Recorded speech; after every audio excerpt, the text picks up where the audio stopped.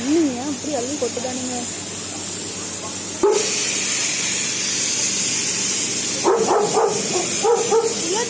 ஓடியா ஐயோ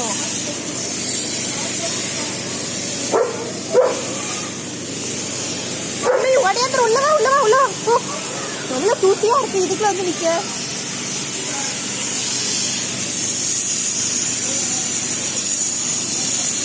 ரோடு போட போறாங்க போல.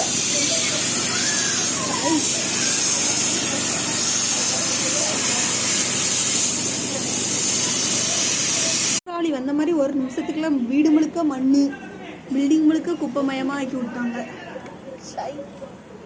தண்ணி தொலைச்சிட்டாதான் அடிச்சிருக்கலாம்ல. அப்படி வெள்ள வராதப்போ.